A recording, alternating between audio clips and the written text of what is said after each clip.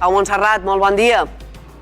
Hola, molt bon dia. Pau, acabant d'escoltar les respostes d'alguns espectadors d'IV3, qui avui de matí els han demanat com estan notant la inflació, si l'encariment generalitzat de preus els està obligant a canviar certs hàbits de compra, hàbits de consum, si estan seguint alguna estratègia per estalviar en temps d'inflació. No sé què t'han parescut algunes d'aquestes respostes, perquè després te demanaré les teves recomanacions.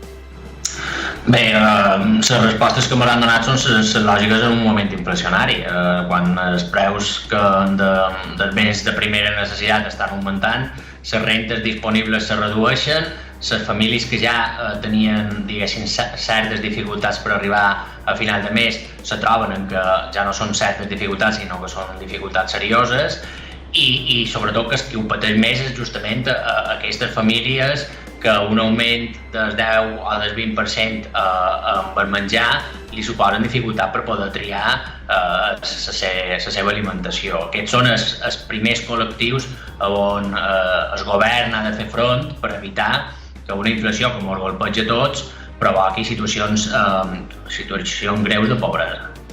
Anem amb les dades, aquest 10,2% d'inflació que ha deixat el mes de juny, una dada que ja va avançar l'INE fa unes setmanes, que ara confirma, és el màxim en 37 anys. Pau, això en quin escenari ens situa a tot l'Estat? Bé, ens situem en un escenari que, a veure, jo tampoc no vull ser massa alarmista perquè les previsions tots sabem que són previsions i que la feina de cada un dels que prenen decisions que puguin tenir a veure amb l'economia les poden canviar. Però la situació actual és una situació de molta dificultat econòmica perquè s'ajunten problemes de dues crisis distintes. Els problemes de la crisi dels anys 70, que era una crisi inflacionària, amb els problemes de l'any 2007-2008, que era una crisi financera, sobretot una crisi de deute, on hi havia economies com l'espanyola que tenen un sobreendeutament molt elevat i la pujada de tipus d'interès fa que aquest pagar el nostre deute, pagar els interessos en el mercat internacional al Banc Central Europeu, ens suposi un sobreesforç i per tant hi hagi menys doblers per dedicar a despesa pública i a inversió pública. Aquí és on ens trobam a nivell europeu. A nivell europeu ens trobam en una situació que podria, hi ha prediccions per tots els gustos, però diguéssim el consens de mercat ens diu que podríem estar a punt d'entrar en una nova crisi que, com he comentat, seria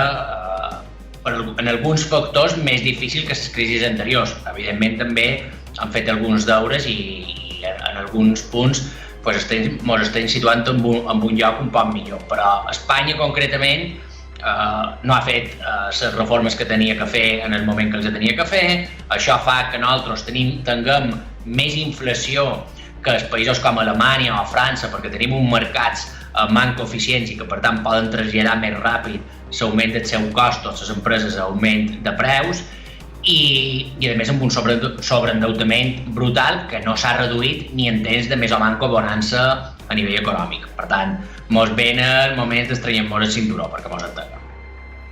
El Cercle d'Economia de Mallorca acaba de publicar precisament la seva previsió de creixement o la previsió d'evolució de l'economia balear. Diu que els indicadors d'acceleració perden impuls, que cada vegada més indicadors s'aniran desaccelerant, frenant. Pau, això què vol dir? Bàsicament vol dir el que més o menys el sentit comú ens està fent veure, que és que sí, l'economia balear veníem d'una situació catastròfica, veníem d'una caiguda de pràcticament el 20% del nostre PIB en funció causat per Covid-19 i l'aturada de viatges, etc. Lògicament, hem de ser la comunitat autònoma que més creix, perquè van ser una de les pitjors comportaments a nivell mundial, segons l'OCDE, davant la crisi del Covid-19, les Illes Balears i Canàries, i que per tant és lògic i és evident i en certa manera també ens hem d'alegrar, però és normal que ara, quan s'ha reactivat el turisme, tinguem un creixement molt fort. Però clar, aquest creixement molt fort en una situació inflacionària, que és el que provoca que, per exemple, les empreses de transport tinguin costos molt més elevats, o els hotels, i aquest costos més elevat faci que per molta activitat que tinguis, el teu benefici o se redueix fins i tot en alguns sectors com el del transport discrecional, se parli de que se treballa a pèrdues, és a dir, que sí, que estem fent feina, però en realitat estem perdent bé si mirem la nostra compte d'explotació.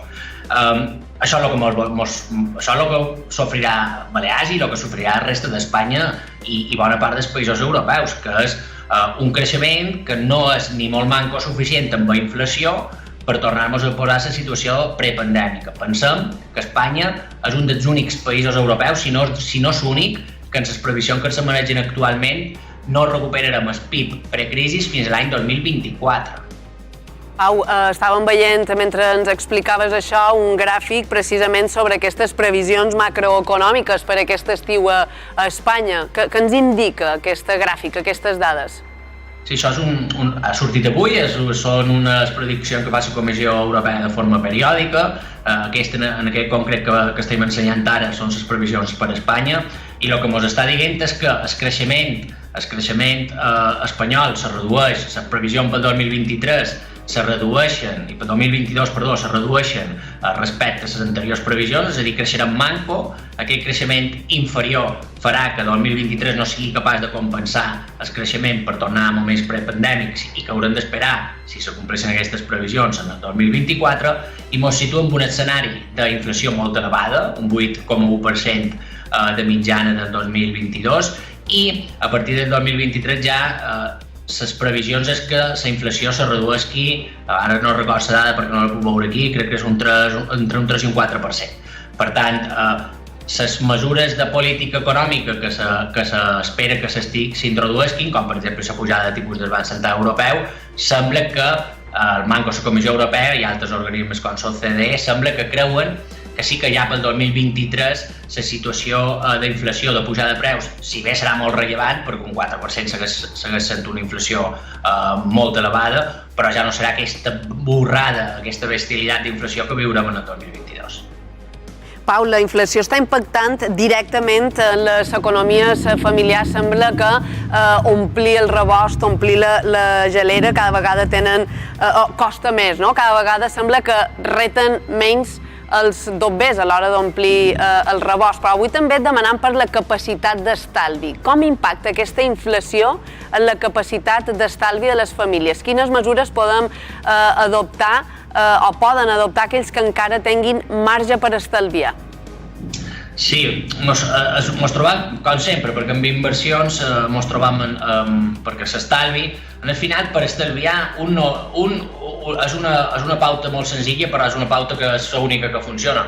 Un no pot esperar estalviar el que li sobra a final de mes, perquè a les famílies, d'una manera o de l'altra, mai li sobra res a final de mes. Adapten la seva despesa en el seu ingrés. Un ha d'estalviar a principi de mes, quan cobra la nòmina, quan cobra l'ingrés d'autònom, ha de retreure, com si fos un cost, un 10, un 15% d'aquesta nòmina, l'ha de dur a un altre compte i aquesta compte serà la que després utilitzaràs per invertir. Això és una primera idea bàsica. Si esperam a final de mes, ningú estalvia com toca. Ha de ser una transferència periòdica, automàtica, per exemple, i després ve el difícil, que és invertir. Aquesta prova de gran desconeixement de la població balear i espanyola en general, de cercar depòsits a plat fixo a veure què me donen, això és una borrada. Els depòsits a plat fixo sempre donen molt manco que la inflació. Ara ho veiem en què els millors depòsits estan un 1% i només alguns bancs ofereixen un 1% quan la inflació estarà un 8%. Per tant, en realitat, en termes reals estarem perdent un 7% per tenir dobbers aturats en el banc amb un depòsit. Han de cercar les alternatives d'inversió que utilitzen els que saben invertir, que són, bàsicament, els fons d'inversió. Quin és aquest gran problema del fons d'inversió? Que la inversió en borsa està sofrint una caiguda de la gran majoria de borses i, per tant, encara s'està perdent dobbers. Hem de saber que la inversió en borsa, en fons d'inversió, no és a un any o 2 anys, sinó que ha de ser una inversió 4 o 5 anys com a mínim, i després hem de tenir o bé coneixements o bé un assessor mínimament format, que no és des del banc, que ens oferirà el que li convé al banc en cada moment, perquè ens recomani un fons d'inversió. Bàsicament, després hi ha moltíssima més complicitat a l'hora d'invertir, però tampoc no tenim temps ni és el moment per explicar-ho. Però sobretot, idea, estalvi, ha de ser un cost, estalvi no és el que ens sobra a final de mes, sinó un percentatge de lo que ingressam a principi de mes, i que després és que hem d'aprendre un mínim d'invertir. Quan una inflació està a un 8%, el no invertir, el tenir els dobbers saturats en el banc, fa que l'any que ve per diguem, un 8, un 10% de la nostra capacitat de compra. I aquesta idea queda clara. L'estalvi l'hem de fer a principi de mes i no esperar el que ens sobra a final. Això són recomanacions per estalviar, però, i el que ara de manera no sé si és massa pràctic per tu. No sé si hi ha unes recomanacions bàsiques que puguem aplicar a l'hora de comprar, a l'hora de consumir en temps d'inflació. Jo diria que hem d'anar en els grans experts i expertes en l'optimització de la cistella de la compra, que són els pares i les mares, els predins i les predines. Aquí no hi ha economista que sigui capaç de donar una recomanació millor que la que tenen els que estan tot el dia comprant i coneixen perfectament el mercat. Això ho fa molt bé, les famílies espanyoles i les balears en concret, la compra de coses necessàries ho fan molt bé. El problema no és de l'optimització aquesta, que ja vos dic que qualsevol mare o pare de família o predí o predina en sap més que jo. Aquí la clau és no deixar-nos dur per les compres que són o bé innecessàries o bé que se poden aplaçar. No comprar per impuls, no consumir per impuls. No se tracta de passar-s'ho malament, però si tu has d'anar a un restaurant, pots disfrutar d'un restaurant un cop a la setmana o anar-hi cada dia. No disfrutaràs igual, disfrutaràs més un cop per la setmana. Això en tota la resta de despeses que d'alguna manera podem, diguéssim, optimitzar i no gastar de més. I no gastar de més, per exemple, també significa quan comprant determinats productes que pot mirar comparatives a través d'internet, etc., dedicar-li un poc de temps. Però ja vos dic que el problema no està i la solució que trobaran a la inflació està en mans de cada un d'aquests membres de la família que s'encarrega de la compra diària. El que nosaltres hem d'ajudar els que no se dediquen a la compra diària és a no fer despeses innecessàries o que se poden aplaçar i després fer molta feina per intentar ingressar més, que també aquesta, evidentment, és una altra pata. Clar, perquè per gastar n'han d'entrar primer. Pau, i aquest és el gran repte en temps d'inflació, aprendre a optimitzar les nostres compres, com tu dius. Moltes gràcies un dia més, company. Una abraçada. Una abraçada. Adéu, molt bon dia. Anàvem amb més